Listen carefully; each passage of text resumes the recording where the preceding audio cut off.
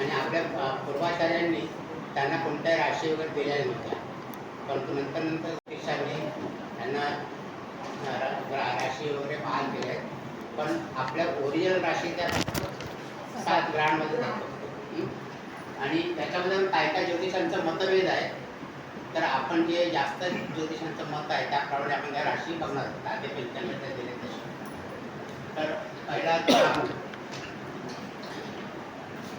राहूची स्वराशी आहे कन्या. आता आकडा देऊ का एकदाचा? राहूची स्वराशी आहे कन्या. आणि केतू पण आपण बरोबर लिहिलं, त्याच्या समोरच्या राशी केतूच्या आहे. तर राहूची स्वराशी कन्या, केतूची मीन. राहूची मूल त्रिकोण राशी कर्क, तर केतूची मकर.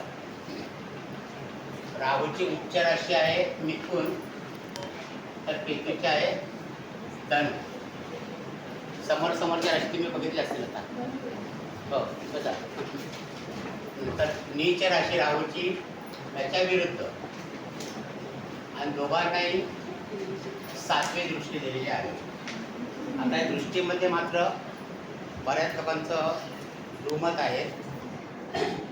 काही त्यांचं असं सांगणं आहे की राहू म्हणजे धड आणि केतू म्हणजे शेपूट. तर शेपूट काय बघू शकत नाही म्हणून राहू केतूला दृष्टी दिली नाही, असे काय काही त्याच्यामध्ये मतं आहेत. परंतु दाते पंचांगाने आपल्याकडे दोघांना 7वी दृष्टी दिली आहे. काही काही जणांनी 3 दृष्ट्या दिल्या आहेत राहूला, पण त्यांनी 7वी दृष्टी दिली. आपण दाते पंचांग वापरत असल्यामुळे आपण त्याप्रमाणे जास्त. तर हे आणखी ग्रहांमध्ये तुम्ही लिहून घ्या, बाकीचं ॲड करा. सर मूळ त्रिकोण राशी म्हणजे काय असते? मूळ त्रिकोण राशी मूळ त्रिकोण म्हणजे ग्रहांच्या ज्या राशी असतात ना, त्याच्यामध्ये त्याची मुख्य राशी असते, तिला मूळ त्रिकोण राशी.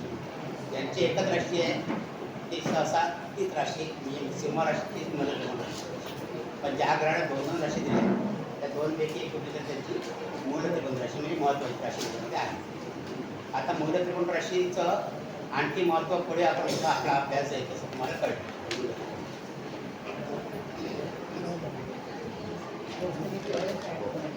आता हे तुम्ही लिहून घ्या. तोपर्यंत आपण घेतलं सगळ्यांनी लिहून ये. पुसू का मी आता? छोटे छोटे बनवतो ना, आता ते सेंड नाही होत. सांगा गेल्या वेळेला 2 मिनिटाची सांगा. आजची कोणती कुंडली कुंडली आपण मांडली होती गेल्या वेळेला? कर्क राशीची होती ना?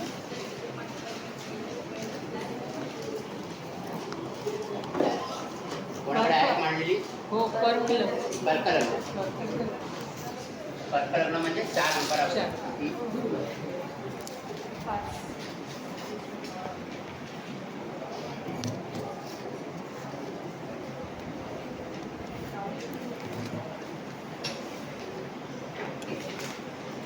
सांगा ग्रह. प्रथम घरामध्ये गुरु, गुरु. सेकंड हाऊसमध्ये राहू, राहू. थर्ड हाऊसमध्ये रवी, बुध, फोर्थमध्ये शुक्र,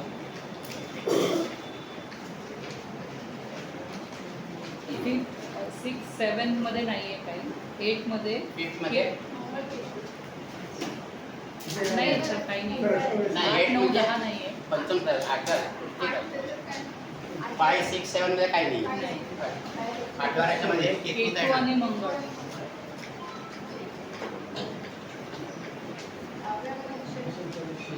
आणि सप्तम मध्ये नाही आहे. दशम स्थानामध्ये शनी, स्थानामध्ये भाग्यस्थानामध्ये भाग्यस्थानामध्ये काय ते शनी, शनी. आणि एखाद्या स्थानामध्ये चंद्र आणि प्लुटो.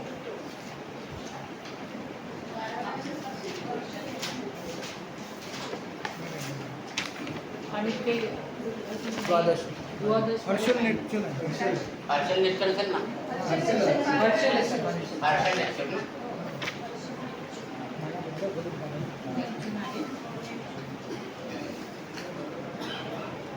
कोणतेही कुंडली तुम्ही मांडली ना की एक बघायचं की आपण 12च्या 12 ग्रह मांडलेत की नाही. 1, 2, 4, 5, 7, 8, 2, 10, 2, 12. म्हणजे तुमचा कोणता ग्रह राहत नाही. प्रॅक्टिस होईपर्यंत तुम्ही हे एक ठेवा लक्षामध्ये की 12च्या 12 ग्रह आपण मांडले तरी बघायचं.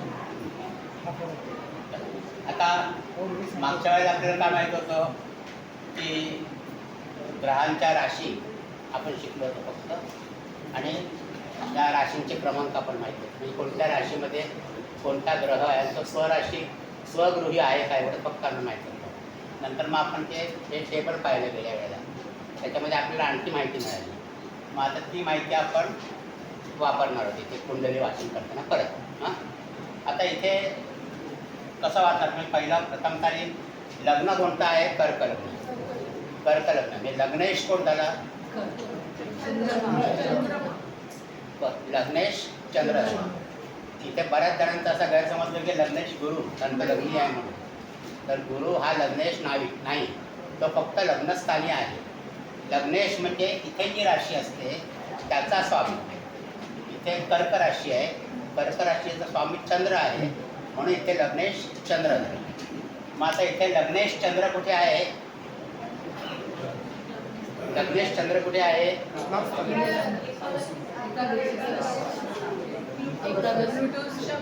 सगळे मला प्रश्नात चेहरे दिसत आहेत. लग्नेश चंद्र कुठे आहे ते सांगा.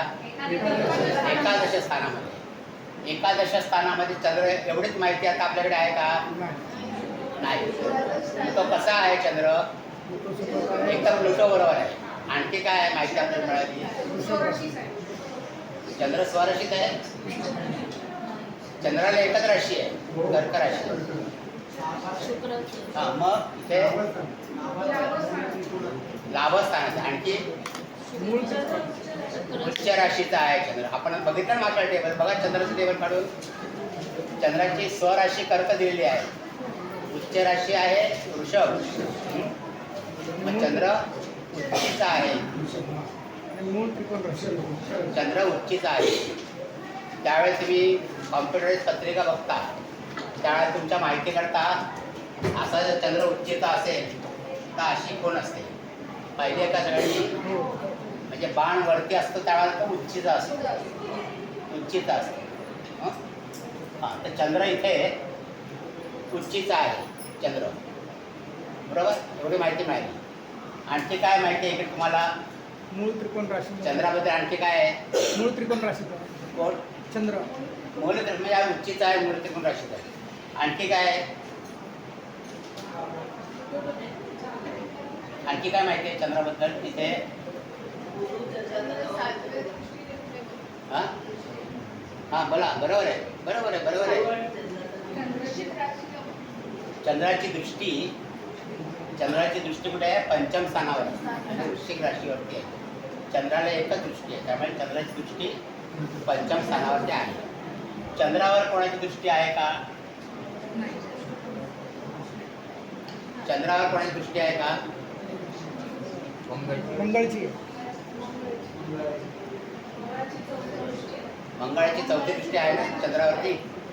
इथे मंगळ आहे बघा, मंगळावरची चौथी दृष्टी चंद्रावरती आहे. 1, 2, 3 आणि 4 मंगळाची चौथी दृष्टी चंद्रावरती आहे. आता हे वाचण्यामागचं प्रयोजन काय आपलं? आपण ते वाचलं की चंद्राची दृष्टी पंचम स्थानावरती आहे, परत चंद्रावर मंगळाची दृष्टी आहे, चंद्रावर मंगळ, हे आता आपण वाचतोय. पण त्याच्या मागचा अर्थ आपल्याला काय माहिती नसतो. जसं आपलं अभ्यास पुढे पुढे जाईल तसं तुम्हाला या गोष्टींचा उपयोग होणार आहे. आता चंद्रावरती मंगळाची दृष्टी आहे म्हणजे काय? तर चंद्राची कार्यतत्व तुम्ही बघाल. लग्नेश म्हणतो कसा फळ देईल? लग्नेश म्हणतो कुठे आहे? तर लाभस्थानामध्ये आहे तो. मग लाभस्थानातला ग्रह कसा फळ देतो ते आपल्याला शिकणार आहोत. मग ते फळ कसं असेल तर त्याच्यावरती मंगळाची दृष्टी आहे. मंगळाची दृष्टी, मंगळ चंद्राचा कोण आहे? शत्रू आहे की मित्र आहे? ते आपल्याला शिकायचं आहे. मग शत्रू असेल तर तो त्याची दृष्टी चांगली नसणार, मित्र असेल तर त्याची दृष्टी चांगली असेल, हो की नाही? त्याचबरोबर तो मंगळ कोणत्या स्थानांचा स्वामी आहे या कुंडलीमध्ये ते आपल्याला बघायला लागणार आहे. मग त्या स्थानांचा स्वामी असून त्याची दृष्टी तिकडे आहे चंद्रावरती, लग्नेशावरती. आता लग्न आणि लग्नेश कोणतीही कुंडली तुम्ही बघितलं की त्याच्यात महत्त्वाचा भाग म्हणजे लग्नेश. लग्नेश म्हणजे तो जातक स्वतः आणि हे बाकी त्याचे सगळ्या कॉरेस्पॉन्डिंग ग्रह आहेत सगळे, म्हणजे त्यांच्याशी त्यांचा सुसंवाद आहे की विसंवाद आहे याच्यावर तुम्ही पत्रिकेचं मूल्यमापन करवणार आहे. कारण पत्रिकेची जी फळं मिळणार आहे, पत्रिकेचा जो दर्जा मिळणार आहे तो कोणाला मिळणार आहे तर लग्नेशाला मिळणार आहे. म्हणून इथे लग्नेश हा नेहमी महत्त्वाचा असतो आणि त्याच्यानंतर बाकीच्या ग्रहांचा आपण विचार करतो आणि त्या बाकीच्या ग्रहांचे लग्नेशाबरोबर कसे संबंध आहेत ते आपण बघतो. कसे योग करतायत, कोणत्या योगामध्ये, हे सगळा आपला पुढचा अभ्यास आहे.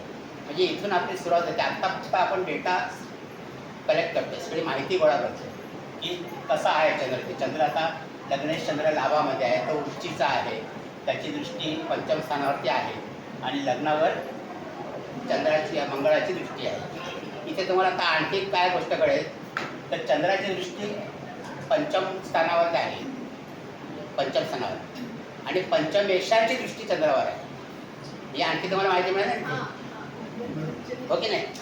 म्हणजे चंद्राची दृष्टी पंचम स्थानावरती आहे, पण पंचम स्थानाचा जो स्वामी आहे त्याची दृष्टी मात्र चंद्रावरती आहे. म्हणजे दोघांचं कनेक्शन इथे आपण तुम्ही एस्टॅब्लिश करू शकता. तर असा तुम्ही जितकं जास्तीत जास्त माहिती गोळा कराल तितकं तुमचा कुंडलीचा फलादेश तुम्हाला चांगला सांगता येईल. कळलं.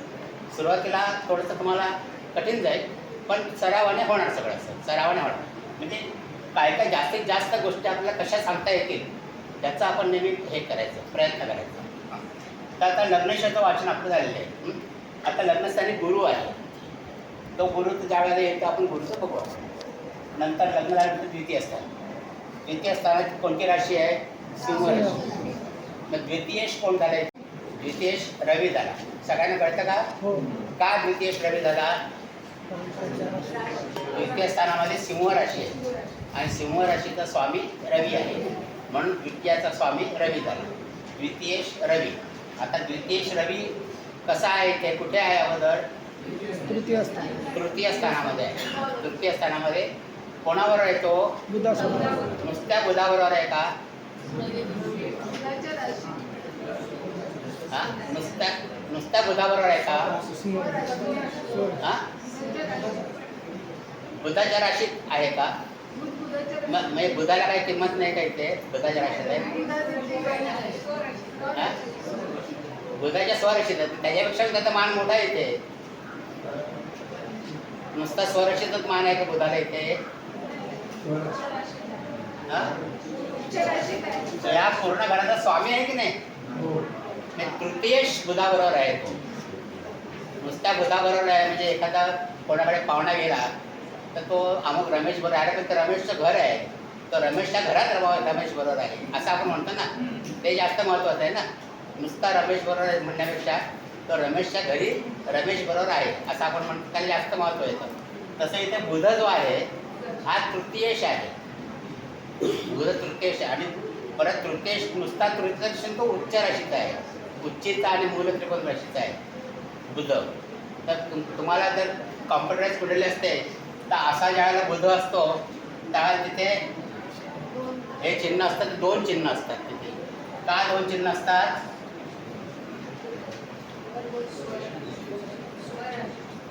तो मूल त्रिकोण राशीचा बळ आहे तिथे.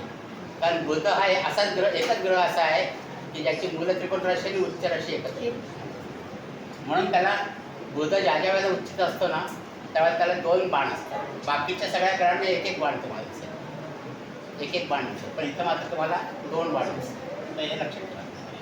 तर द्वितीयेश रवी तृतीय स्थानामध्ये तृतीयेश बुधाबरोबर आहे. तृतीयेश बुधाबरोबर आहे. आता रवीची दृष्टी कुठे आहे?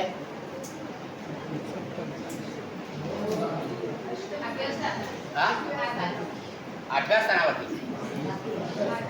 हां, भाग्यस्थान. तुम्हाला समोरच्या राशी सांगितल्या ना, मग 6 नंबरच्या समोर कोणती राशी येते? 12 नंबरची राशी येते. मग इथे 12 नंबरची राशी कुठे आहे? भाग्यस्थानामध्ये आहे ना. म्हणजे रवीची दृष्टी भाग्यस्थानावर आहे. रवीची दृष्टी भाग्यस्थान. आता भाग्यस्थानामध्ये कोणता ग्रह नाही म्हणून आपण नुसतं भाग्यस्थानावरती रवीची दृष्टी आहे. आता रवीवरती कोणाची दृष्टी आहे का? रवीवर कोणत्या ग्रहाची दृष्टी आहे का? बघा, मंगळाची. मंगळाची. कितवी दृष्टी आहे मंगळाची? आठवी. आठवी दृष्टी. म्हणजे इथे मंगळ आहे, मंगळापासून ही 7वी झाली आणि ही 8वी.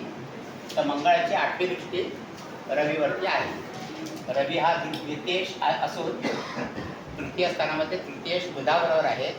रवीची दृष्टी भाग्यस्थानावर आहे आणि रवीवर मंगळाची दृष्टी आहे. रवीवर मंगळाची दृष्टी आहे. बरोबर? इथपर्यंत कळलं सगळ्यांना? हां. मग त्याच्या पुढचं स्थान घ्या आता, तृतीय स्थान.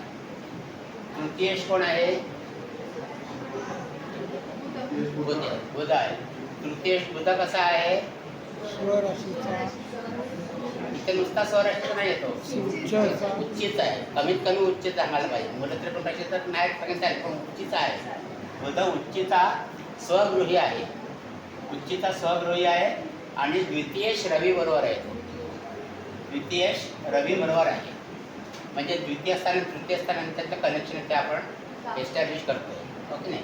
म्हणजे बुध तृतीय स्थानामध्ये. आता इथे बुधाची दुसरी राशी पण आहे की ती सुद्धा तुम्ही बरोबर घेतली तर चालेल. मग बुध या कुंडलीमध्ये कोण आहे? तर तृतीयेश आणि व्ययश आहे किंवा द्वादशेश आहे. तृतीयेश आणि द्वादश दोन ठिकाणी बुधाच्या राशी आहेत ना. हो. असं जरी नाही सांगितलं आता, नंतर आपण ओळी घेऊ. आता जर नाही तुम्हाला जमलं असं दोन्ही राशी एकदम घ्यायला तरी आपण ओळी घेऊ त्या. मग आता इथे बुध तृतीयेश आहे. बुध तृतीयेश बुध स्वराशीमध्ये उच्च राशीचा आहे. तो तृतीय स्थानामध्ये उच्च राशीचा द्वितीयेश रवी बरोबर आहे. द्वितीयेश रवी बरोबर आहे. आणि बुधाची दृष्टी कुठे आहे? भाग्यस्थानावरती आहे. बुधाची दृष्टी भाग्यस्थानावरती आहे. म्हणजे जशी रवीची दृष्टी आहे तशी बुधाची पण 7वी दृष्टी आहे. त्यामुळे दोघांची दृष्टी भाग्यस्थानावरती आहे. आणि बुधावर मग नॅचरली कोणाची दृष्टी असणार? मंगळाची 8वी दृष्टी बुधावर पण आहे. इथे रविवार आहे आणि बुधावर पण आहे. हां, बरं. तर पुढे जाऊया आपण. पुढे काय आहे बघा? चतुर्थेश. चतुर्थेश कोण आहे? कसा आहे तो? हां, स्वराशीचा आहे किंवा मूल त्रिकोण राशीचा आहे. उच्चीचा नाही आहे. शुक्र उच्चीचा नाही आहे इथे. तो मूल त्रिकोण राशीचा म्हणाल तर चालेल, स्वराशीचा म्हणाल चालेल. पण शुक्र उच्चीचा नाही आहे इथे. हां, तर शुक्र चतुर्थेश शुक्र चतुर्थात आपल्या मूल त्रिकोणी आहे किंवा स्वराशीला आहे. मूल त्रिकोणी आहे शुक्र. हां, मग शुक्राची दृष्टी कुठे आहे? शनिवर आहे. शुक्राची दृष्टी शनिवर आहे. आणि शुक्रावर कोणाची दृष्टी आहे? शनीची. शनीची दृष्टी शुक्रावर आहे. शनीची दृष्टी शुक्रावर आहे. इथे तुम्हाला पाहिजे का आणखी शनीबद्दलची जास्त माहिती कशी देत आहे? शुक्राची दृष्टी शनिवर. म्हणजे शनी कसा आहे इथे? शनी कोणत्या राशी कोणत्या स्थानांत स्वामी आहे इथे? कोणत्या घरांचा स्वामी आहे शनी?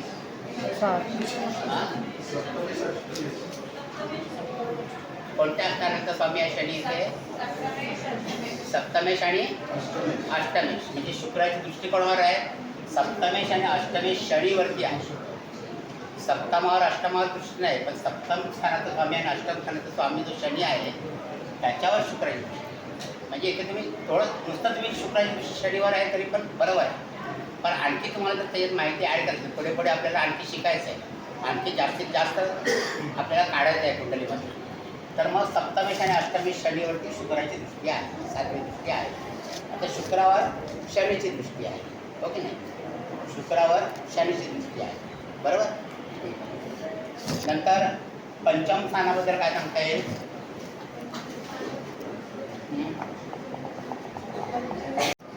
काय सांगतात? पंचमेश कोण आहे? पंचमेश मंगळ कुठे आहे? अष्टम स्थानामध्ये. पंचमेश मंगळ अष्टम. इथून पण मला उत्तर द्या कोणीकडे. हां, पंचमेश मंगळ अष्टम स्थानामध्ये आहे. कसा आहे तो? केतू बरोबर आहे. पंचमेश मंगळ केतू बरोबर अष्टम स्थानामध्ये आहे.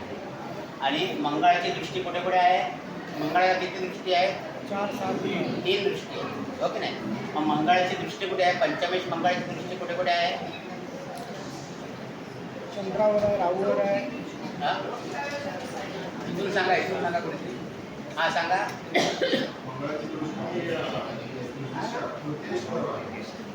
चौथी दृष्टी कुठे आहे?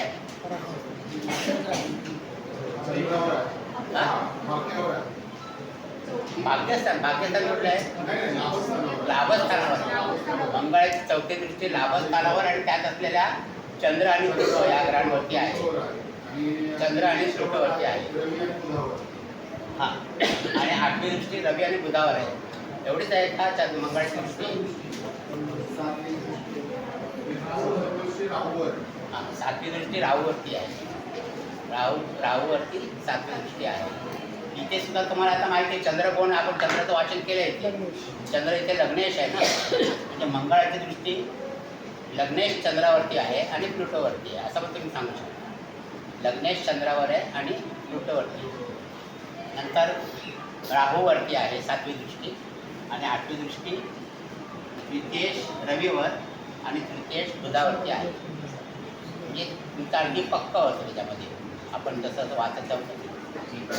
मग हे पंचम स्थानाबद्दल आपण आता पाहिलं. पंचमेशामध्ये षष्ठेश कोण आहे इथे? षष्ठेश कोण आहे? गुरु आहे. षष्ठेश गुरु कुठे आहे? लग्नस्थान. लग्नी आहे. षष्ठेश गुरु लग्नी आहे. कसा आहे? पाहुणा आहे का तिकडे तो? नाही, मी आपलं मस्करीच बोलतो पण तुम्हाला कळावं म्हणून. लग्नेश गुरु कुठे आहे? आपला षष्ठेश गुरु कुठे आहे? लग्नी आहे. बरोबर, लग्नी आहे. मग लग्नी कसा निर्वासित आहे का? नाही, उच्चित आहे ना. मग ते महत्त्व जास्त आहे. उच्चित आहे सगळ्यात महत्त्वाचं आहे आपल्याला. मग लग्नी उच्चित आहे गुरु. षष्ठेश गुरु लग्नी उच्चित आहे. आता गुरुची दृष्टी कुठे कुठे येणार सांगा. सांगा. हा सांगा तुम्ही.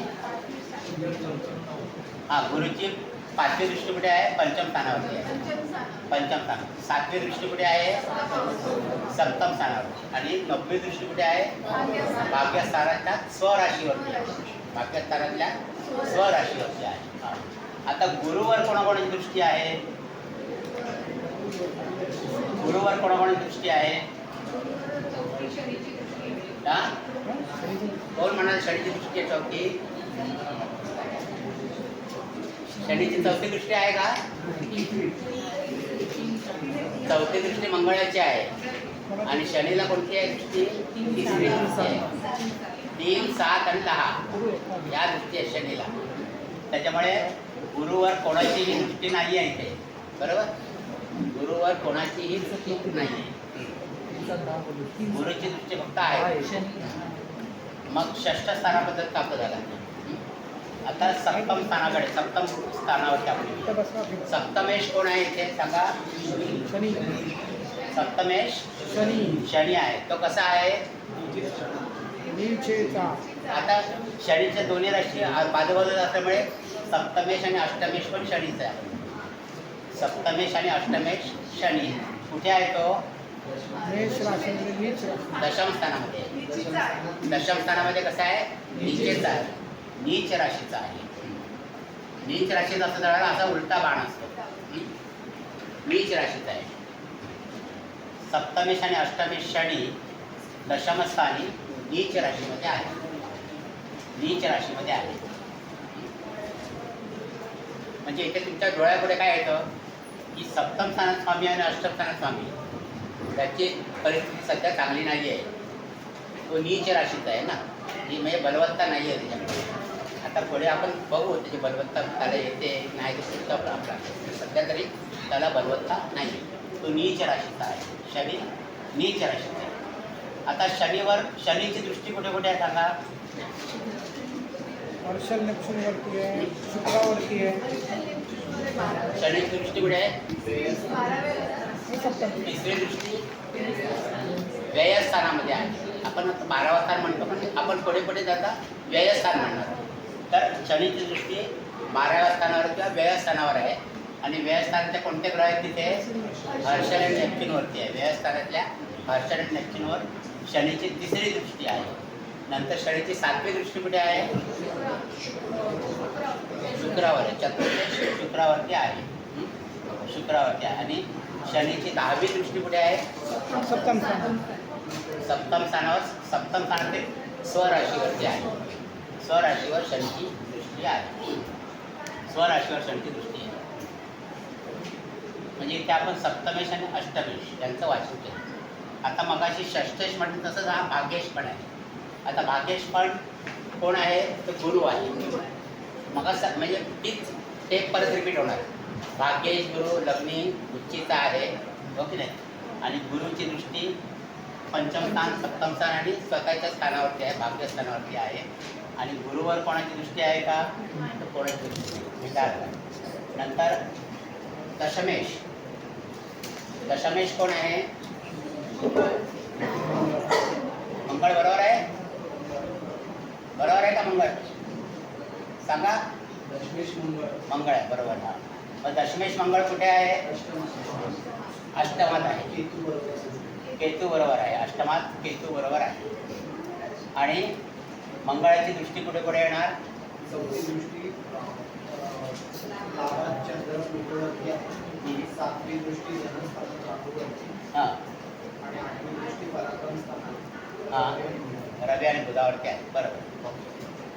इथे तुमच्या लक्षात एक गोष्ट आली आहे का? आपण हो, मंगळ मग ते- बघताना सर, कारण मंगळ तुम्ही मंगळ तिथे बसलेला आहे. मंगळ कुंभ राशीत बसले. हां कुंभ राशीत आहे. बरोबर आहे. कुंभ राशीत आणि सिंह राशी.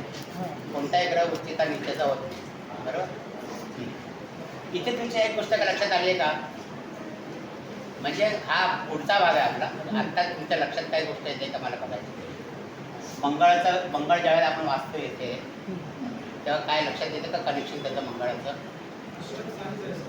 हां मंगळाची पत्रिका आहे का? हां मंगळाची पत्रिकेवर नंतर आपण बघणार. हां इथे मंगळाचं कुठे काय कनेक्शन आहे का दुसरं आणखी काय दिसतं का तुम्हाला कनेक्शन काय आहे मंगळाचं? एक जनरल ऑब्झर्वेशन म्हणून या पत्रिकेमध्ये काय दिसतं का? दशमस्थानात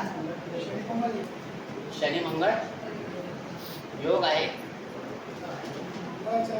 दशमस्थानामध्ये शनी आहे आणि अष्टमस्थानामध्ये मंगळ आहे. येस. हां हे लक्षात आलं का कोणाच्या?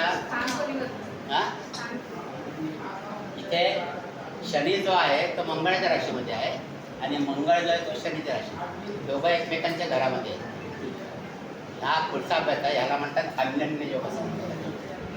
पुढे आपण शिकणार आहोत अन्यन्य योग, परिवर्तन योग असं आहे किंवा परिवर्तन योग असं म्हणतात. आता नुसतं कानावर जाऊन ते शब्द आपण पुढे शिकणार आहोत. तर मंगळ आणि शनीमध्ये आपल्याला असा योग दिसतो. बरं. नंतर एकादशी किंवा लाभेश शुक्र पण आपण वाचले जातो. लाभेश शुक्र चतुर्थात स्वतःच्या मुलाच्या पण राशीला आहे. त्याची दृष्टी दशमस्थानातल्या शनीवरती आहे आणि शुक्रावर पण शनीची दृष्टी आहे. एवढं आपण लाभेश.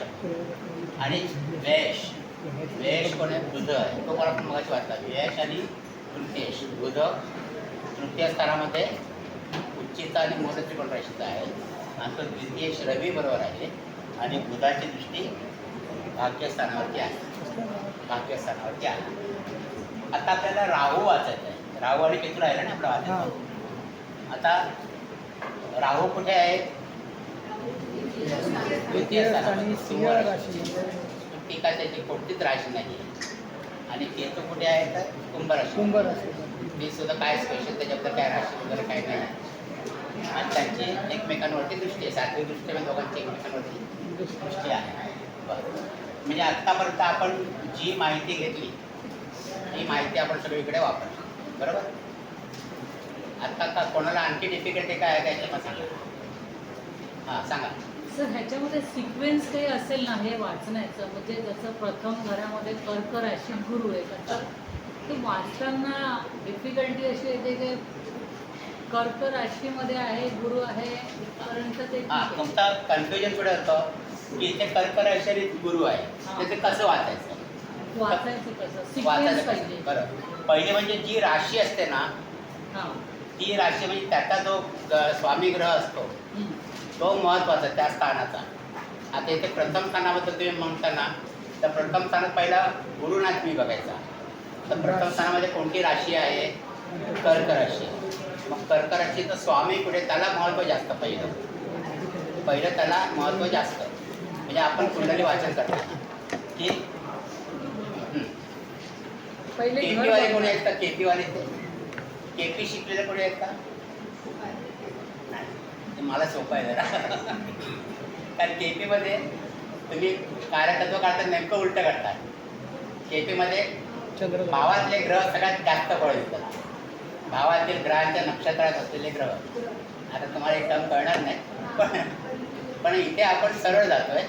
इथे ज्या घराबद्दल आपल्याला वाचायचं आहे, जे घर आपल्या स्थानाबद्दल आपल्याला वाचन करायचं आहे, तिथले ग्रह अगोदर बघायचे नाहीत आपण. तिथे कोणती राशी आहे ती बघायची आणि त्याचा स्वामी कुठे तो अगोदर वाचायचा. मग इथे प्रथम स्थानामध्ये कर्क राशी आहे, म्हणजे स्वामी चंद्र. तो कोणत्याला? लग्नेश झाला. प्रथम स्थानचा स्वामी म्हणून लग्नेश झाला. जसं आपण इथे बघितलं ना, इथे राहू बघायचा नाही. इथे द्वितीयेश कोण आहे? रवी. तो कुठे आहे? द्वितीयेश रवी, तो बघायचा. इथे चतुर्थेश कोण आहे? तो बघायचा. चतुर्थातला ग्रह अगोदर बघायचा. इथे चतुर्थातला चतुर्थेश चतुर्थामध्ये आहे, हो की नाही? जसं इथे शनी बघायचा नाही. इथे दशमेश कोण आहे? तो अगोदर बघायचा. तो अगोदर महत्त्वाचा आहे आणि नंतर मग शनी. नाही, आता आपण पहिलं घर बघताना ते गुरु षष्ठेश आणि हां, षष्ठेश आणि भाग्येश. षष्ठेश आणि भाग्येश आहे. तर ते एकत्र एक जे पहिलं लग्नाचं जे घर वाचतो आपण, तर ते एकत्र 9 आणि 12 ते एकत्र जॉईन करायचं का ते गुरु? हो, गुरुच्याच राशी आहेत ना दोन्ही. तुम्हाला आता कन्फ्युजन म्हणून आपण सेपरेट बघतो. पण पुढे तुम्हाला इथे गुरु कोण आहे विचारलं ना, तर तो या कुंडलीमध्ये षष्ठेश आणि भाग्येश असंच तुम्हाला सांगायचं आहे. बुध कोण आहे या कुंडलीमध्ये? तर तृतीयेश आणि व्ययेश असंच तुम्ही सांगा. कारण त्याने 2 राशी आहेत ना, 2 राशी. शनी कोण आहे? तर सप्तमेश आणि अष्टमेश असं आपण. पण आत्ता आपण सुरुवातीला अभ्यास करतोय, तर सुरुवातीला जी राशी असेल त्या स्थानामध्ये म्हणजे ते स्थान त्या राशीच्या मालकीचं झालं असं. आणि मग हे तिथे पाहुणे आलेत म्हणा किंवा कोणी आलेत असं आपण समजू शकतो. ते त्यांना महत्त्व नंतर द्यायचं आपण. त्यांचं पण महत्त्व आहे आणि असं नाही. ते पण तिथे आता इथे बघा, ते गुरु उच्चीच आहे. म्हणजे गुरुच्या स्वतःच्या राशीपेक्षा त्याला इथे जास्त मान आहे गुरुला, हो की नाही? म्हणजे महत्त्वाचा आहे तो गुरु पण. परंतु इथे पहिलं महत्त्व चंद्राला आहे. ते चंद्र इथे कोण आहे? ते लग्नेश आहे. लग्नेश आहे. तसं इथे जर वाचलं तर पंचमेश कोण आहे? त्याला जास्त महत्त्व होतं पहिलं. पंचमेश मंगळ आहे. तो कुठे आहे? तर अष्टमामध्ये असं. आता प्रत्येक भावाची आपण माहिती घेताना कोणत्या भावावरून आपण काय बघतो, कोणते भाव शुभ आहेत, कोणते भाव अशुभ आहेत, हे सुद्धा आपण पुढे वाचतो. पण सुरुवातीला तुम्हाला ही माहिती बघायची. आणि ग्रहाची दृष्टी बघताना तो ग्रह कन्सिडर करायचा, राशी कन्सिडर नाही करायची. नाही, हां, ग्रहाची 7वी दृष्टी. मग त्याची 7वी दृष्टी समोरची, 7वी दृष्टी नाही समोरची. मग तिथे तुम्ही हा जर आपला पाहिला 4च्या समोर काय आहे तरी, मग तुम्ही जर असे जर मांडून ठेवल्याकडे 1 2 3 4 5 आणि 6 आणि इथे पुढे 7 8 9 10 11 आणि 12, त्या समोरच्या राशी तुम्हाला 7वी दृष्टीला बघायला जास्त उपयोग होतो. कोणत्या स्थानामध्ये आहे तो ग्रह किंवा त्या स्थानामध्ये कोणता आकडा आहे, त्या आकड्याच्या समोरची राशी त्याची 7वीच आहे. आता इथे बघा त्या हां 7वी दृष्टी इथे आहे. 7वी दृष्टी बघायला तुम्हाला ह्या समोरच्या राशी उपयोगी पडते. 7वी दृष्टी बघताना ह्या समोरच्या राशी तुम्हाला उपयोगी पडते. बरं, आता ही आपली कुंडलीचं वाचन झालं आणि आपण आत्तापर्यंत जी माहिती घेतली ग्रहांबद्दल ती सगळी आपण इकडे वापरलेली. बरोबर, सगळ्यांना क्लिअर झालं आहे? आणखी एखादी कुंडली घेऊया का आपण?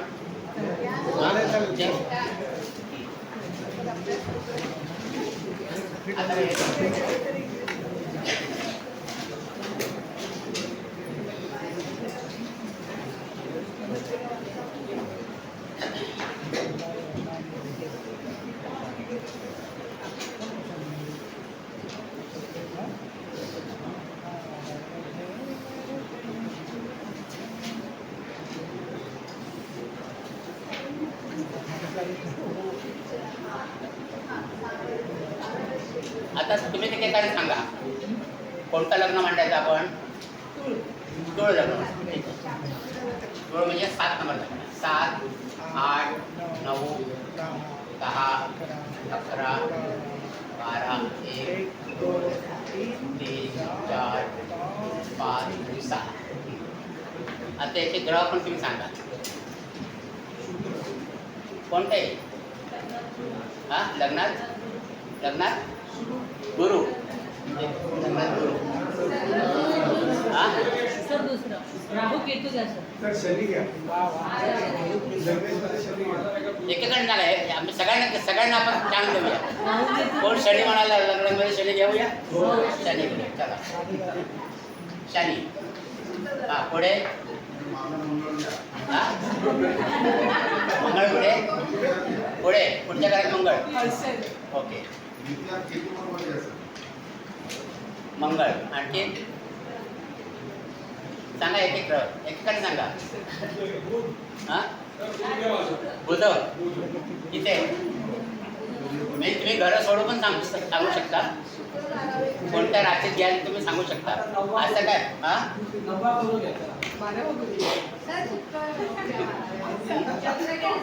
नाही तुम्हाला बुध कुठे घ्यायचं सांगा. तुम्ही सांगा तिकडे मांडतो मी. तिसऱ्या स्थानात मांड. तिसऱ्या घरात मांड. हा बुध. पुढे सेम एक्झाम्पल. हा सेम सेम झाला का एक्झाम्पल.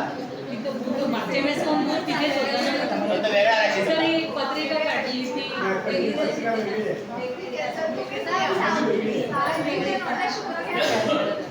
हा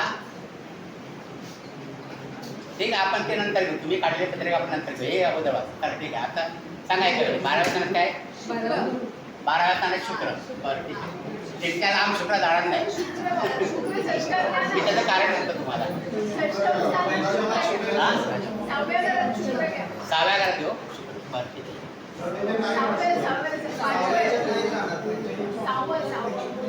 6वं. ओके 6व्या घरात पण जाणार नाही. चेंज करा ना. बुध चेंज करा.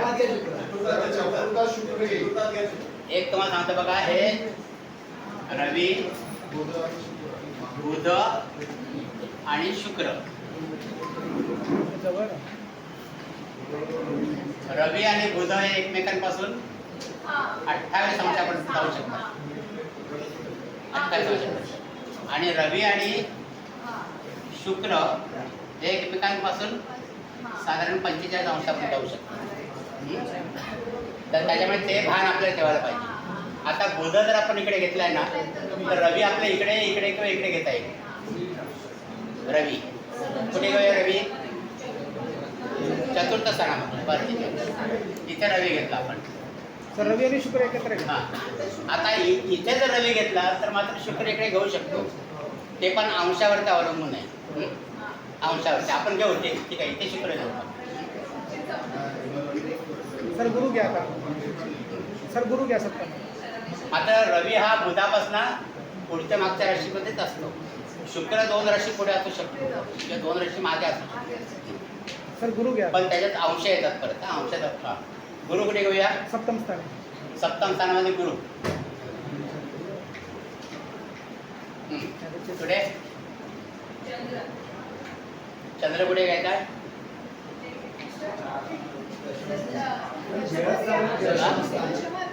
दशमामध्ये. तुम्ही सगळ्या ग्रहांना ते करताय.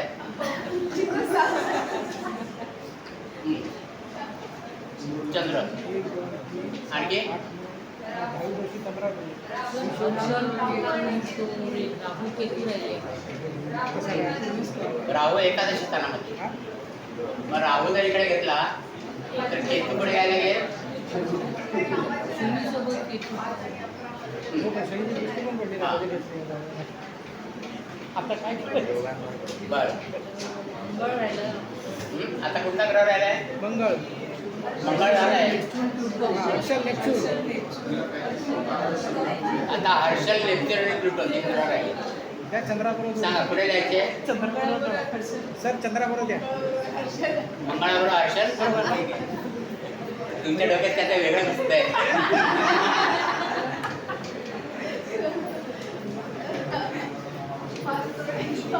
ही गोष्ट मार्क करून ठेवा नंतर त्यांना विचारता मी आता वाटतं. हर्षल इकडे नेपच्यून कुठे घ्यायचा? चंद्राबरोबर द्या सर. शनी बरोबर नेपच्यून घ्या ना, आपल्याला जात आहे. हा नेपच्यून आणि प्लुटो 12 असणार. प्लुटोला 12च्या भावात आहे. ठीक आहे. चला आता तुम्ही आता ही कुंडली आपल्याला वाचायची. कशी वाचणार कुंडली सांगा आता. तुम्ही सांगा. तुम्ही सांगा. नाही तुम्ही मागे. हो, आज महिला दिवस आहे ना. सांगा कशी वाचणार कुंडली. सुरुवात करून करणार आपण.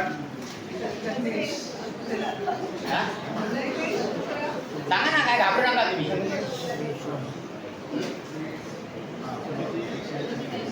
सुरुवात कुठून करणार एवढं सांगा मला. सुरुवात कुठून करणार? सुरुवात कुठून करतो आपण कुंडली वाचायला? उच्च राशी लग्नेश उच्च राशीमध्ये असेल तो नाही ना सर? उच्च राशी सांगा ना, घाबरतो काय त्याला. मी आहे ना तरी करायला. आपण सुरुवात या घरापासून करतो की नाही. मग या घरापासून आपण सुरुवात करायची कुंडली वाचन करायचं. प्रथम स्थान. मग प्रथम स्थानामध्ये कोणती राशी आहे? प्रथम स्थानामध्ये कोणती राशी आहे? शुक्राची तूळ राशी आहे. तूळ राशी आहे. तूळ राशी आहे. मग प्रथम स्थानाचा स्वामी कोण झाला? शुक्र. शुक्र झाला. म्हणजे शुक्र कोण झाला? लग्नेश झाला. हे लग्नस्थान आहे, त्याचा स्वामी शुक्र आहे. म्हणजे लग्नेश शुक्र झाला. मग आता कसं वाचणार आपण? लग्नेश शुक्र कुठे आहे? षष्टम स्थानी स्वराशी. हा उच्च षष्ठ स्थानामध्ये. अष्टम स्थान कोण म्हणाला? लग्नेश शुक्र षष्ठ स्थानामध्ये आहे. उच्च राशी. कसा आहे तो? उच्च. हां कसा आहे? उच्चीचा आहे. शुक्र उच्चीचा आहे. लग्नेश शुक्र षष्ठ स्थानामध्ये उच्चीचा आहे. बरोबर? एवढं कळलं सगळ्यांना? हो. हां. मग आता शुक्राची दृष्टी कुठे आहे? हां हां म्हणजे तुम्ही पुढचा वाचता आणखी. आपण एक एक घर नाही वाचत, एकदम दोन्ही वाचणार आहे. तर तसं पण वाचू शकतो आपण. लग्नेश आणि अष्टमेश शुक्र षष्ठामध्ये उच्चीचा आहे. षष्ठ स्थानी उच्चीचा आहे. मग आणखी काय? शुक्राची दृष्टी कुठे आहे?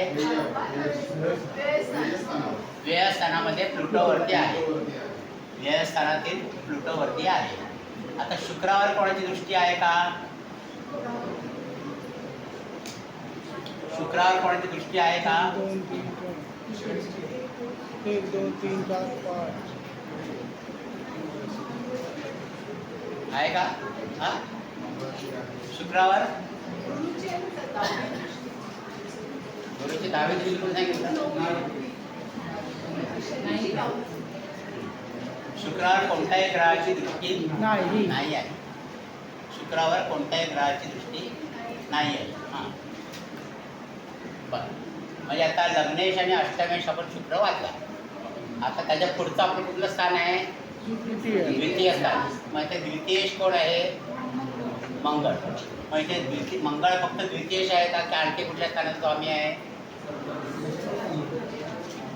मंगळ फक्त द्वितीयेश आहे का इथे? हां सप्तम स्थान. म्हणजे सप्तमेश पण आहे ना मंगळ. मंगळ जसा द्वितीयेश आहे तसा तो सप्तमेश पण आहे. बरोबर? कळतं का सगळ्यांना हे? की परत आपण उलटसुलट करूया अजून? हां की एक स्थानाचं घ्यायचं अजून? एक स्थानाचं घेऊया. ठीक आहे. मग आता इथे द्वितीयेश मंगळ. द्वितीयेश मंगळ कुठे आहे?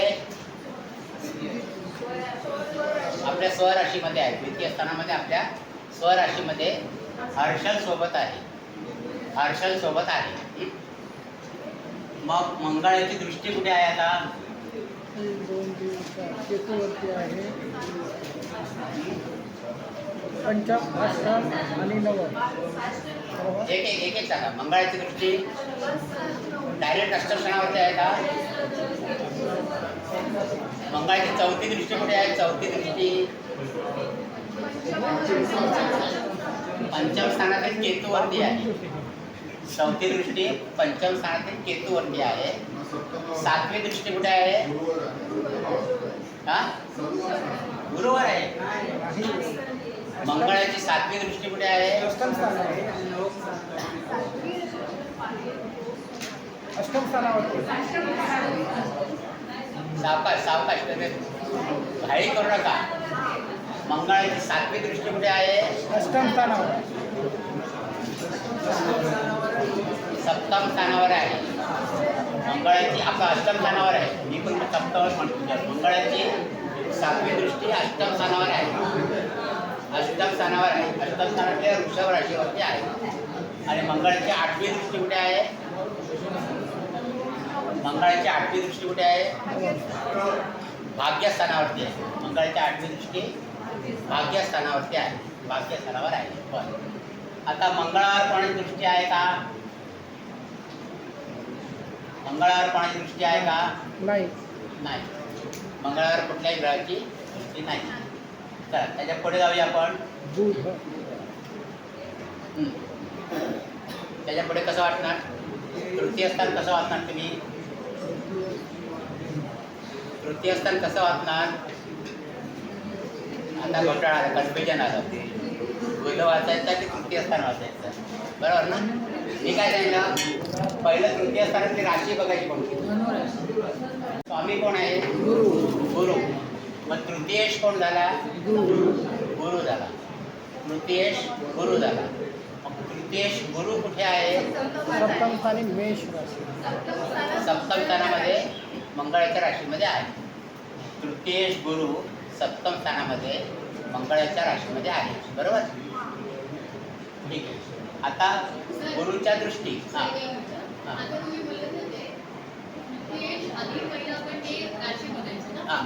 आता कुठलंही घर बघताना आपण पहिली त्यातली राशी बघायची. बसून बोला. हा 9 नंबर बघितला. 9 नंबरचा स्वामी कोण आहे? गुरु झाला. मग अगोदर गुरु शोधायचा सप्तम स्थानामध्ये. आणि मग तो मेष आहे. म्हणजे मग कसं वाचणार आपण? तिथे आपण हे स्थान वाचतोय ना. म्हणजे या स्थानाचा स्वामी म्हणजे तृतीय स्थानाचा स्वामी म्हणजे कोण? तृतीयेश. मग तृतीयेश कोण आहे? गुरु आहे. तृतीयेश गुरु कुठे आहे? इथे आहे. इथे आहे. इथे म्हणजे हे कोणतं स्थान आहे? सप्तम स्थान आहे. तर तृतीयेश गुरु सप्तम स्थानामध्ये कोणत्या राशीमध्ये आहे? मेष. एक नंबर म्हणजे मेष राशी. म्हणजे तृतीयेश गुरु सप्तम स्थानामध्ये मेष राशीमध्ये आहे.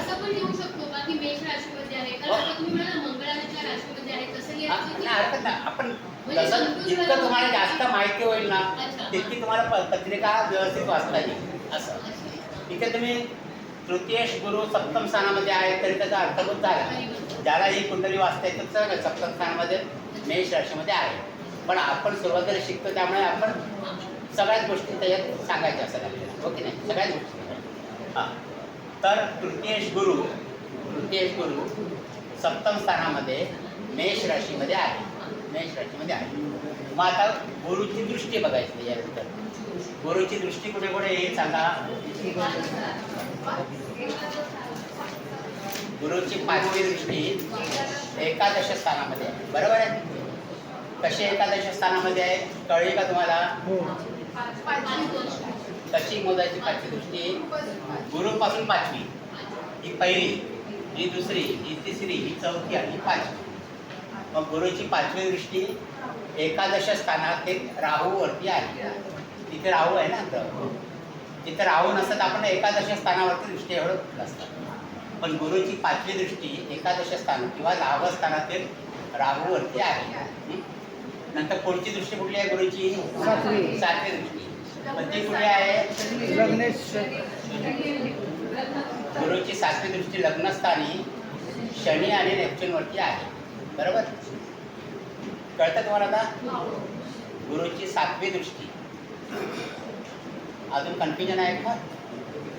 सांगा नाही हरकत. आताच तुम्हाला कन्फ्युजन क्लिअर झालं पाहिजे. आत्ता जर तुम्ही कन्फ्युजन घेऊन गेलात घरी तर पुढचं तुम्हाला काही कळणार नाही. जर जोपर्यंत तुम्हाला पक्क कळत नाही तोपर्यंत तुम्ही मला विचारत राहा, हे नाही कळलं, हे नाही कळलं. हां हां. मग आता इथे इथपर्यंत कळलं का? तृतीय गुरु कसा आहे? तृतीय स्थानामध्ये गुरुची राशी आहे, 9 नंबरची राशी आहे. 9 नंबरच्या राशीचे स्वामी गुरु आहे, बरोबर. म्हणून गुरु झाला तृतीयेश. मग तो तृतीय स्थानामध्ये आहे का? नाही, तो दुसरीकडे कुठेतरी आहे ना. मग तृतीयेश गुरु कुठे आहे? तर तो सप्तम स्थानामध्ये आहे. सप्तम स्थानामध्ये कोणत्या राशीमध्ये आहे? मंगळाच्या राशीमध्ये. म्हणजे इथे गुरु आपण शोधून काढला गुरुला कुठे आहे तो. कारण हे ग्रह 12 राशीमध्ये कुठेतरी भटकत असतात, त्यांना आपण पहिला शोधून काढायचं असतं. पण मग तृतीयेश गुरु इथे सप्तम स्थानामध्ये आपल्याला सापडला, तो मंगळाच्या राशीमध्ये आहे. मग तो इथे काय करतो? कुठल्या कुठल्या घरावर दृष्टी ठेवून आहे? तर गुरुची 5वी दृष्टी आहे ती राहू स्थानातील राहूवरती आहे. कारण 1, 2, 3, 4 आणि 5 गुरुची 5वी दृष्टी राहू स्थानातील राहूवरती आहे. मग गुरुची 7वी दृष्टी कुठे आहे? ही 5वी दृष्टी आहे, ही 6वी आणि 7वी.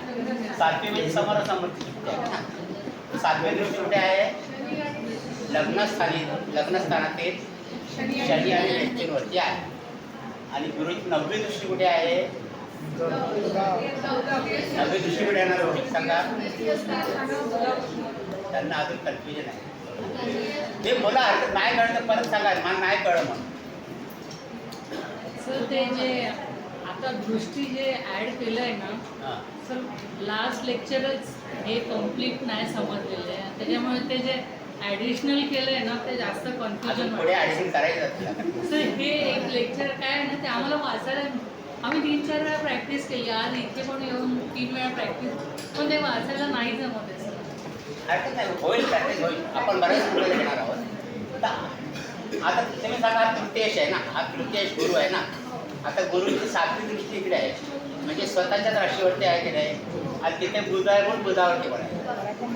हां, गुरुची दृष्टी बुधावरती पण आहे.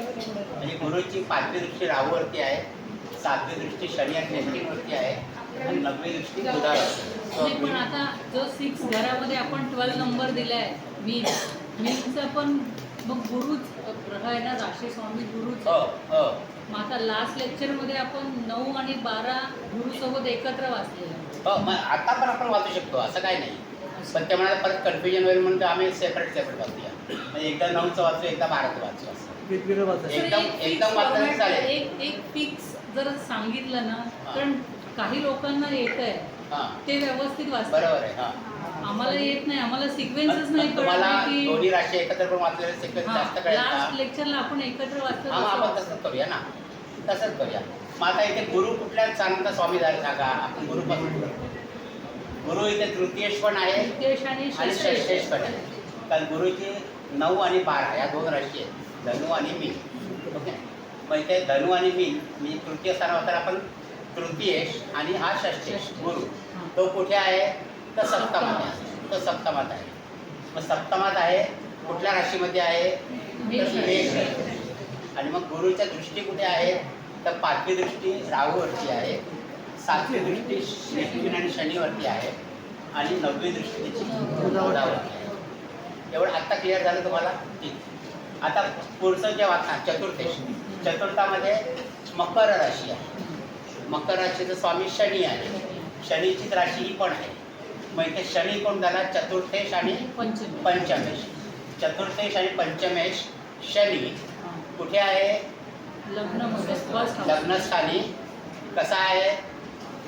तुला राशी. हा, शुक्राच्या राशीत आहे, पण कसा आहे तो?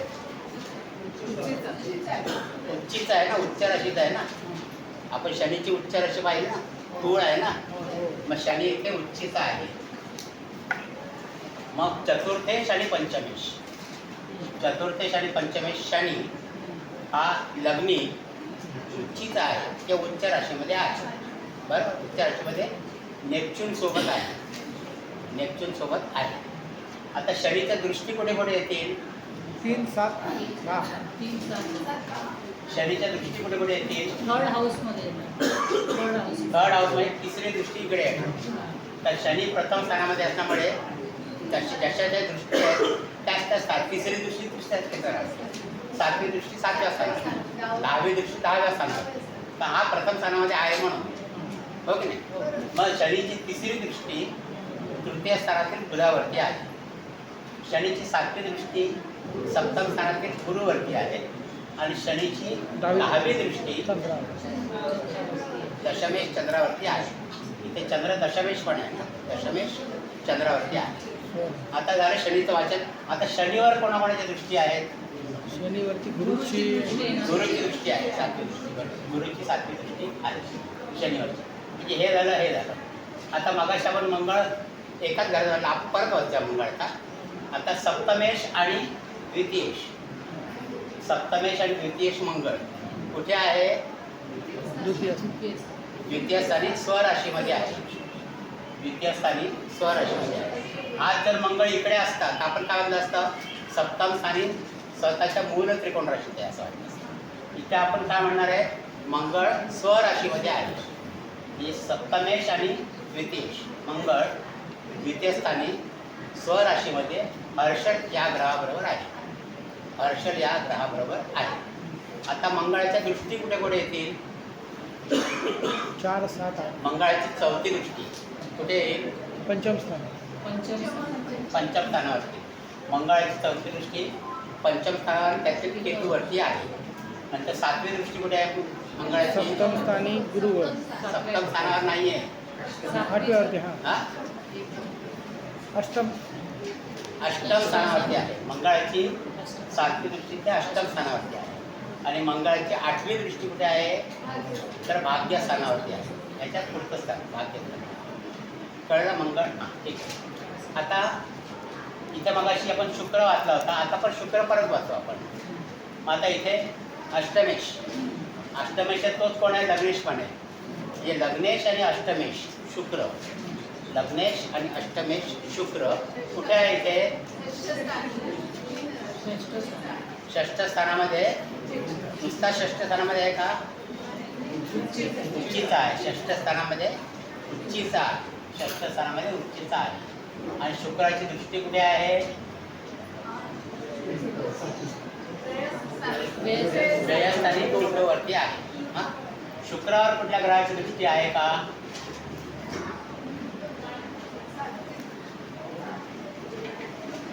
नाही. कोणत्याच ग्रहाची? शुक्रावर आता हर्षल निश्चित कुठेची आपण दृष्टी नाही बघत तिथे. तर हां, शुक्रावर कोणत्याच ग्रहाची दृष्टी नाही आहे. शुक्रावर कोणत्याच ग्रहाची दृष्टी नाही आहे. आता इथे नवमेश किंवा भाग्येश राशी कुठे आहे? व्ययस्थानी. म्हणजे भाग्येश आणि व्ययेश असं म्हणतो. भाग्येश आणि व्ययेश. बुध कुठे आहे? बुध. भाग्येश आणि व्ययेश बुध कुठे आहे? तृतीय स्थानामध्ये धनुराशीमध्ये आहे. तृतीय स्थानी धनुराशीमध्ये आहे. आणि बुधाची दृष्टी कुठे आहे? बुधाची दृष्टी कुठे आहे?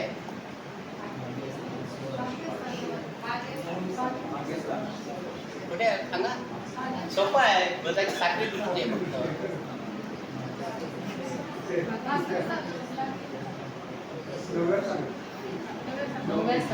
नव्या भाग्यस्थानावरती आहे बुधाची. नुसतं भाग्यस्थानावरती आहे का?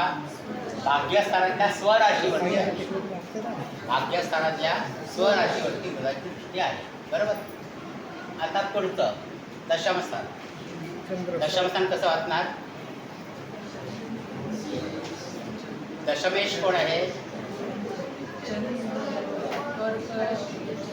दशमेश चंद्र आपल्या स्वराशीला आहे. दशमेश चंद्र आपल्या स्वराशीला आहे. हां, आणि चंद्राची दृष्टी कुठे आहे? चतुर्थ स्थानातील रवीवरती आहे. आणि चंद्रावर कोणाची दृष्टी आहे? रवीची. रवीची दृष्टी. म्हणजे जे ग्रह समोर असतात त्यांची एकमेकावर दृष्टी असते. शनीची आहे. हां, झालं ना. आता इथे लाभस्थान. लाभेश कोण आहे या कुंडलीचा? लाभेश कोण आहे? रवी. का रवी आहे? सिंह म्हणजे सिंह राशीचं स्वामित्व आहे म्हणून रवी. म्हणजे लाभेश रवी कुठे आहे इथे? चतुर्थ स्थानामध्ये आहे. लाभेश रवी चतुर्थ स्थानामध्ये आहे आणि त्याची दृष्टी कुठे आहे? दशम स्थानातील चंद्रावरती आहे आणि रवीवर चंद्राची दृष्टी आहे. बरोबर. म्हणजे इथे लाभस्थान सगळी स्थानं वाचून झाली. आता इथे राहू आणि केतू आहे. तर राहू कुठे आहे? सिंह राशीमध्ये लाभस्थानी आहे राहू. आणि केतू कुठे आहे? तर पंचम स्थानामध्ये कुंभ राशीमध्ये केतू आहे. त्यांच्या सातव्या दृष्टी म्हणजे एकमेकांवरची दृष्टी आहे. एवढं आपण बघतो. आता त्याच्यावरती केतूवरती मंगळाची दृष्टी आपण मगाशी पाहिलेली. केतूवर मंगळाची दृष्टी आपण मगाशी पाहिलेली. असं तसंच मगाशी बुधा वाचताना पण शनीची दृष्टी बुधावर आपण मारली. म्हणजे आत्तापर्यंत आपण जी माहिती गोळा केली त्या आधारे आपण एक कुंडली वाचतो. बरोबर. आता आपण आणखी एक कुंडली घेऊ म्हणजे आणखी क्लिअर होईल.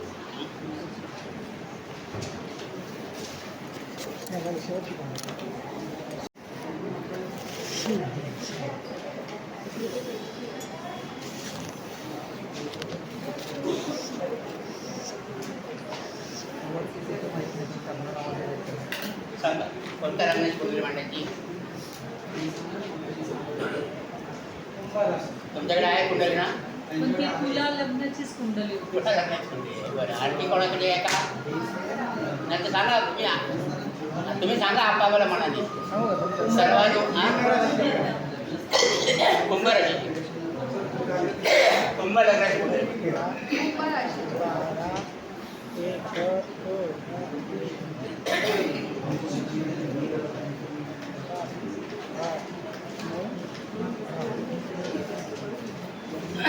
सांगा आता ग्रह आहे की सांगा एकाकडे लग्नी आहे का कुठला ग्रह? सर या पत्रिकेत लग्नी ग्रह हां ठीक आहे. तुम्ही सांगाल त्या स्थानामध्ये आपण काढून टाकू त्याला. सांगा कुठल्या स्थानामध्ये ग्रह मांडायचे सांगा. चंद्र चंद्र कुठे मांडायचं? हा धनस्थानात रवी. धनस्थानात रवी.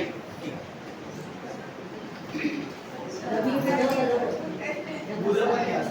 बुध पण तिकडे. बरं.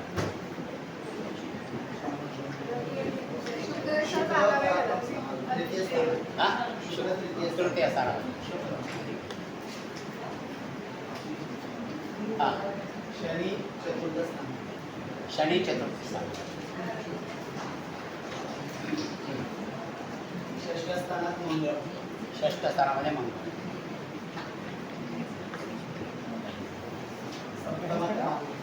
सप्तमात पंचमात राहून पंचमात राहू. म्हणजे इथे केतू आहे. काय याला दुसरा ऑप्शन नाही. हा चंद्र आहे. चंद्र काय? शनी बरोबर. शनी बरोबर चंद्र. शनी बरोबर. बस.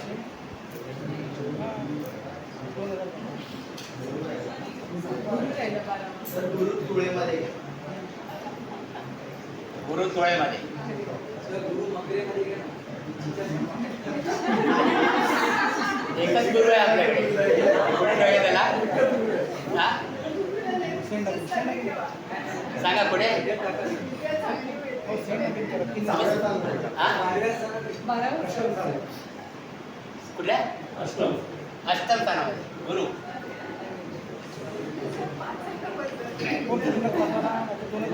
म्हणजे 1 5 7 2 9 म्हणजे 8 लेक्चर राहिले.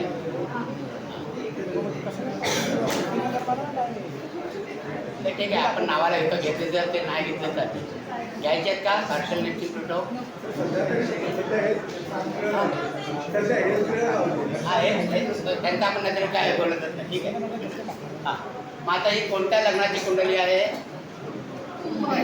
हा कुंभ लग्नाची कुंडली आहे. मग त्या लग्नेश कोण आहे याचा? कुंभ लग्नाचा स्वामी. कुंभेचा स्वामी कोण आहे? शनी. म्हणजे या कुंडलीचा लग्नेश कोण झाला? शनी झाला. मग शनी कुठे आहे? इथे चतुर्थ स्थानामध्ये आहे. चतुर्थ स्थानामध्ये वृषभ राशी चंद्राबरोबर आहे. वृषभ राशीमध्ये चंद्राबरोबर आहे. बरोबर आहे. हां. आता शनी लग्नेश, त्याच्यावर आणखी कुठल्या स्थानाचा स्वामी आहे शनी? लग्नेश पण आहे तो, आणि कोण आहे दुसरा? हां, शनी नुसता लग्नेश आहे का इथे? मग कोण आहे आणखी तो? हां, नाही, तुम्हीच सांगा. व्ययस्थानामध्ये. व्ययस्थानात म्हणजे शनी लग्नेश पण आहे आणि व्ययश पण आहे, हो की नाही? तर या दोन स्थानांचा स्वामी शनी आहे. शनी लग्नेश पण आहे आणि व्ययश पण आहे. म्हणजे लग्नेश आणि व्ययश शनी चतुर्थ स्थानामध्ये वृषभ राशी चंद्राबरोबर आहे. इतकं क्लिअर झालं? लग्नेश आणि व्ययश शनी चतुर्थ स्थानात वृषभ राशीमध्ये चंद्राबरोबर आहे. ओके. पुढे काय आपण म्हटलं? शनीची दृष्टी, लग्नेशाची दृष्टी. कुठे कुठे आहे लग्नेशाची दृष्टी? लग्नेशाची दृष्टी कुठे आहे? दशम. डायरेक्ट दशम स्थानावरती आहे का?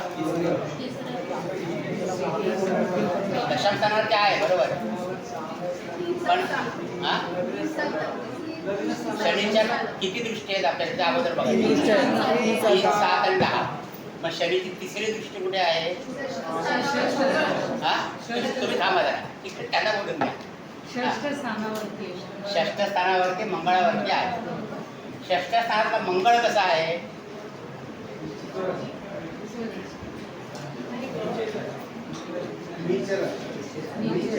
हां, ते नाही झालंय सर.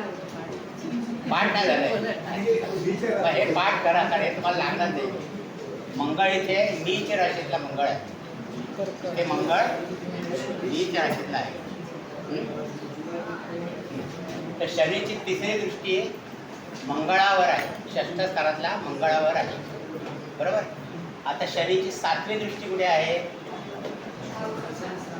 शनीची सातवी दृष्टी कुठे आहे? दशम स्थानावर आहे. दशम स्थानात कुठला ग्रह नाही, त्याच्यामुळे सातवी दृष्टी दशमावर आहे. इथे तुम्हाला आणखी इम्प्रोव्हायझेशन काय करता येईल? शनीची तिसरी दृष्टी म्हणताना नुसते मंगळावर म्हटल्याच्या ऐवजी तुम्ही दशमेश मंगळावर आहे म्हटलं चालत असतं, हो की नाही? म्हणजे आणखी जास्त माहिती त्याच्यात आली. मग मंगळ नुसता दशमेश आहे का? तर दशमेश आणि तृतीयेश आहे. तृतीय स्थानात पण मंगळाची राशी आहे ना. हे पण तुम्ही आणखी ॲड करू शकता. हे सुद्धा ॲड करू शकता. हो. व्ययस्थान म्हणजे शनीच्या 2 राशी आहेत की नाही? एक मकर राशी आणि कुंभ राशी. तर कुंभ राशी लग्नस्थानी आहे आणि मकर राशी इथे आहे, बरोबर. म्हणून शनी हा लग्नेश पण झाला आणि व्ययश पण झाला. लग्नेश आणि व्ययश असं तो. आणि तो वृषभेमध्ये आहे चतुर्थ स्थानामध्ये, आणि त्याची चंद्राबरोबर आहे, आणि त्याची दृष्टी मंगळ षष्ठ स्थानातील मंगळाबरोबर आहे. इथपर्यंत त्याची सायन्स आहे. आणखी जर तुम्हाला वाढवायचं असेल तर तुम्ही सांगू शकता दशमेश मंगळावरती पण आहे, ओके, किंवा तृतीयेश मंगळावरती पण आहे. तर शनीची सातवी दृष्टी कुठे आहे? दशम स्थानावरती आहे. आणि शनीची 10वी दृष्टी कुठे येणार? कुठे येणार? प्रथम स्थानामध्ये. म्हणजे लग्नस्थानी पण शनीची दृष्टी आहे, स्वतःच्या घरावर पण आहे शनीची दृष्टी. आता ह्या झाल्या शनीच्या दृष्टी. आता शनीवर कोणाची दृष्टी आहे का? शनीवर कोणाची दृष्टी आहे का?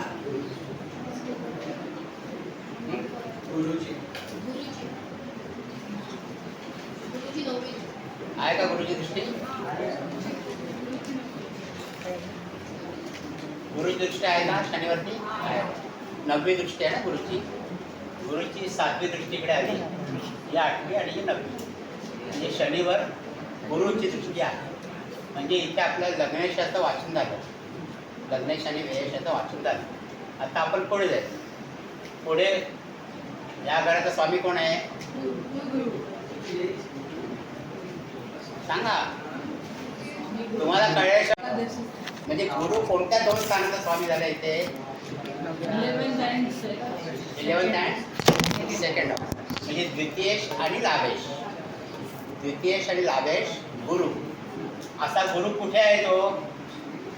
द्वितीय शनी लाभेश गुरु अष्टम स्थानामध्ये आहे ना, अष्टम स्थानामध्ये आहे गुरु, कन्या. बरोबर. एवढं कळलं. आता गुरुच्या दृष्टी बघायच्या आपल्याला.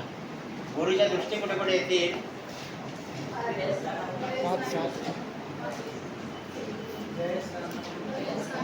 तुम्ही बोलू नका, त्यांना घाबरल्यासारखं होतं मग. त्यांना सगळ्यांना येत नाही, मलाच येत नाही फक्त म्हणून.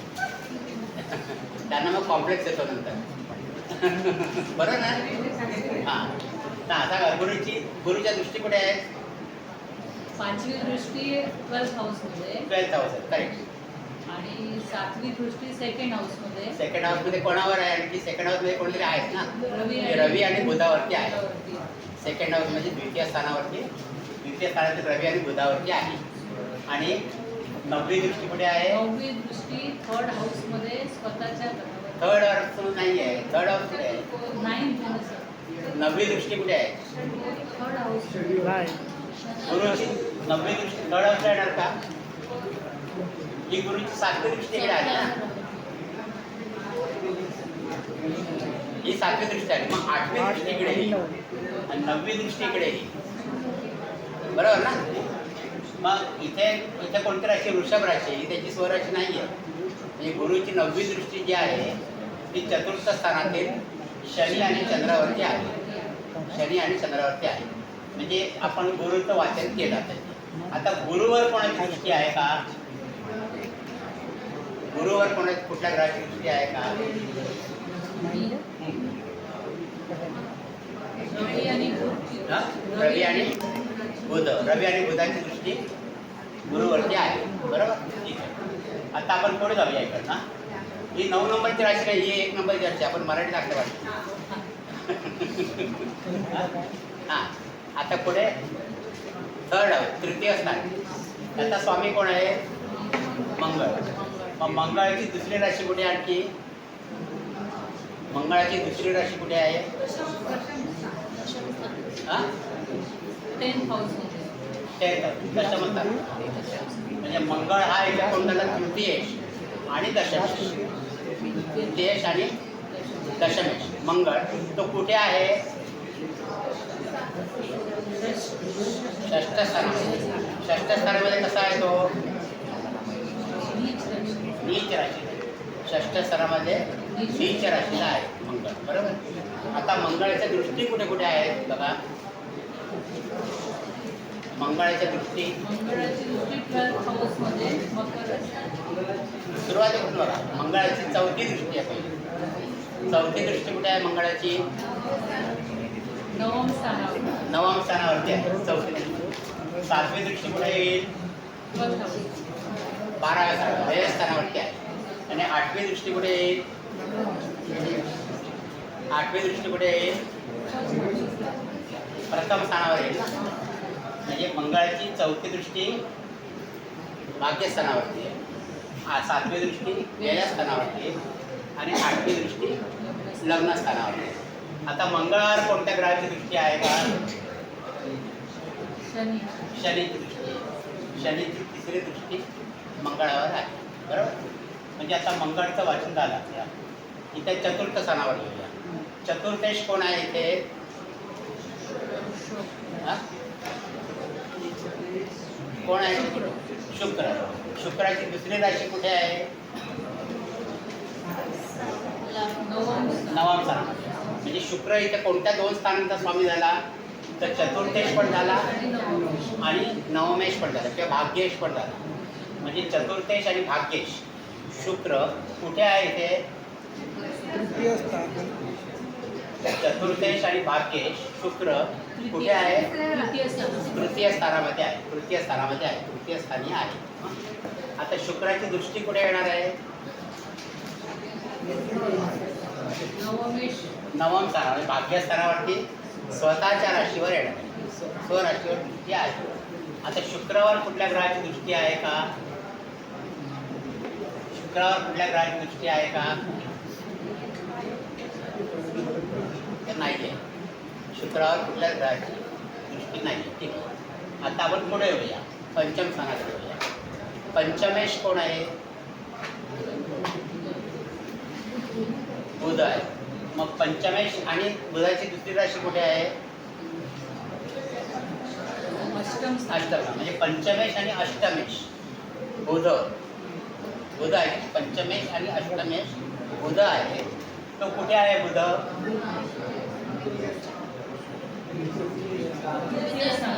द्वितीय स्थानामध्ये. द्वितीय स्थानामध्ये. द्वितीय स्थानामध्ये एवढं पुरेसं आहे का बुधाबद्दल? मग काय सांगणार? द्वितीय स्थानामध्ये रवी सोबत बुध आहे. रवी सोबत आहे, इतकं पण पुरेसं आहे का? मीन राशीमध्ये. मीन राशीमध्ये इतकं पण पुरेसं आहे का? तुम्ही बोलू नका हो, मी त्यांना शिकवते, त्यांना जरा शिकून द्या, त्यांचं कन्फ्युजन दूर होऊन द्या. मीन राशीमध्ये कसं आहे, बुध कसा होता मीन राशीमध्ये? नीच राशी. नीच राशीमध्ये. म्हणजे इथे बुध नीचेचा झालेला आहे. बुध नीचेचा झालेला आहे. म्हणजे पंचमेश आणि अष्टमेश. पंचमेश आणि अष्टमेश बुध द्वितीय स्थानी रवी बरोबर मीन राशीमध्ये नीचेचा आहे. नीचेचा आहे, बरोबर. आणि बुधाची दृष्टी कुठे येईल? गुरुवरती येईल ना, गुरुवरती. आणि बुधावर कोणाची दृष्टी येईल का? बुधावर कोणत्या ग्रहाची दृष्टी येईल का? गुरुची येणार. बुधाची जर गुरुवरती आहे तर गुरुची बुधावरती दृष्टी येणार, बुधावरती आहे, बरोबर. नंतर आता षष्ठेश. षष्ठेश कोण आहे? चंद्र आहे.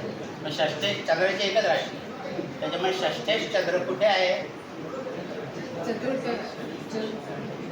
षष्ठेश चंद्र कुठे आहे? हा? चतुर्थ स्थानामध्ये. बरोबर आहे, ठीक आहे, घाबरायचं नाही बिलकुल. षष्ठेश चंद्र चतुर्थ स्थानामध्ये कसा आहे तो?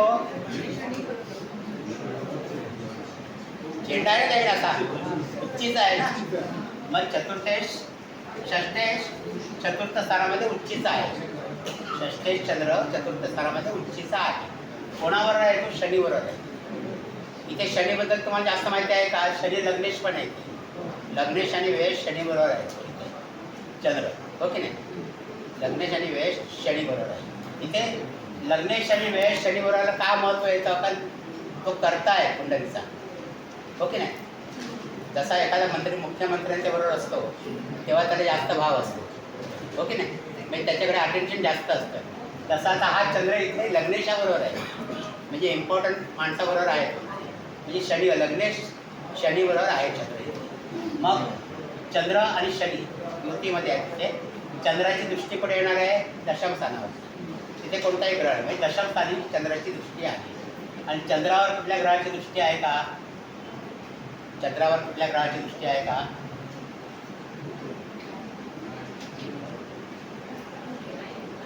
नाही, मगाशी आपण पाहिली होती ना, गुरुची 9वी दृष्टी पाहिली होती ना. गुरुची 9वी दृष्टी आहे ना चंद्रावरती. 7वी दृष्टी इकडे आहे गुरुची, ही 8वी आणि 9वी. ही गुरुची दृष्टी आहे चंद्रावरती. हां, गुरुची चंद्रावर दृष्टी आहे. नंतर इथे सप्तम स्थानामध्ये कोणती राशी आहे? मीन राशी. हां हां,